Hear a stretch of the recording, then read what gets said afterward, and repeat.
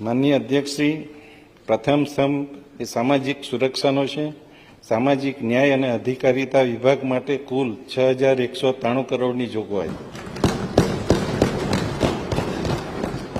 માનનીય અધ્યક્ષશ્રી, સમાજના જરૂરિયાતમંદ, નબળા અને વંચિત વર્ગને સામાજિક સુરક્ષા પૂરી પાડી સામાજિક ન્યાય સુનિશ્ચિત કરવો તે અમારી સરકારની પ્રાથમિકતા છે. અનુસૂચિત જાતિ, સામાજિક અને શૈક્ષણિક રીતે પછાત વર્ગો, વિચરતી અને વિમુક્ત જાતિ, આર્થિક રીતે પછાત વર્ગ અને લઘુમતીઓ જેવા વિવિધ સામાજિક વર્ગોને સામાજિક ઉત્કર્ષ થાય અને તેઓ નવી આર્થિક તકોનો લાભ લઈ શકે તેવી કલ્યાણકારી યોજનાઓ સરકારે અમલમાં મૂકી છે. વૃદ્ધો અને દિવ્યાંગો જેવા વિશિષ્ટ જરૂરિયાત ધરાવતા વર્ગો માટે પેન્શન યોજનાઓ પણ અમલમાં છે. સામાજિક ઉત્કર્ષ, રાષ્ટ્રીય વૃદ્ધ પેન્શન યોજના અને રાજ્ય સરકારની